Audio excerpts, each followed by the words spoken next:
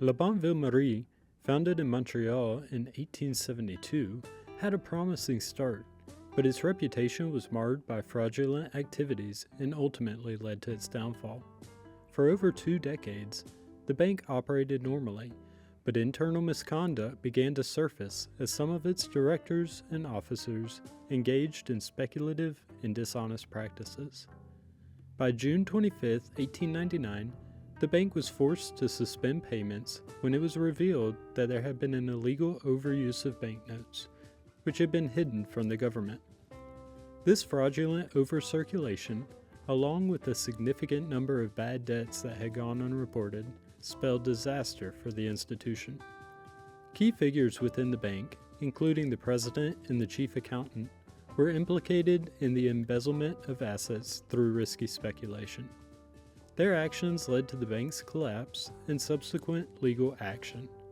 These individuals faced criminal charges, including theft and fraud, and were sentenced to prison for filing false financial reports and misusing the bank's funds. Despite the bank's troubled history, the banknotes issued by La Banque Ville-Marie had since become rare and valuable collector's items. The bank began issuing notes as early as 1873, including denominations of $4, $5, and $10. These early notes, dated January 2, 1873, featured the engraved location of Montreal and could also bear various overprints. Notes from 1879 were issued in smaller denominations, like $4 and $5, with signatures from prominent individuals like Pierre Fanon and W. Weir, making them highly sought after today due to their rarity.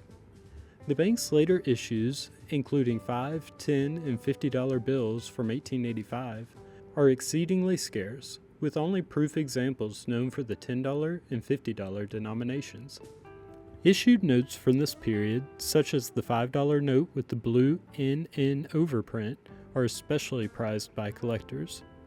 By 1889, 2 varieties of notes had been issued, differentiated by the color of their serial numbers, either red or blue. These notes, printed by the Canada Banknote Company in Montreal and the British American Banknote Company, remain rare, but a few still exist in private collections.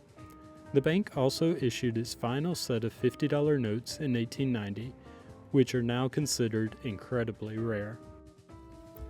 All right, thank you, Ben. As you can tell from Ben's history, short-lived bank, fraud, tough notes, and that happens a lot. So when these banks, get into fraudulent activities, they're stealing money, they're being deceptive. The banknotes in the community essentially turn into a hot potato.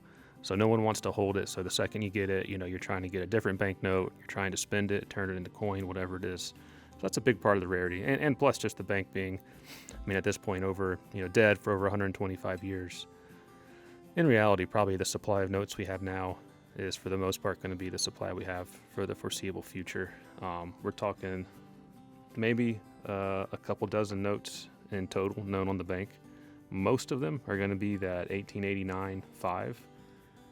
That's going to be probably over half the population. Then you got also for the $5 denomination, there's at least one 1873 and at least one 1885. Then you got a handful of 10s across different years, and then there's a single $20 note. Ben mentioned it in his history. 50s were issued, none are known. When you get to high denominations like that, you're probably just not going to see something like that. If $50 was just a tremendous amount of money in the late 1800s, no reason for anyone to keep that. So if one was found, it'd be a huge discovery. Really, anything from this bank, even the quote unquote common 1889 5, is going to be $1,000 or more.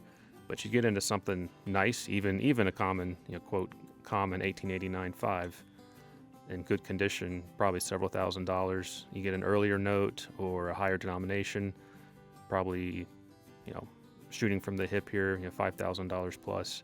Definitely something we'd like to get a look at and make you an offer.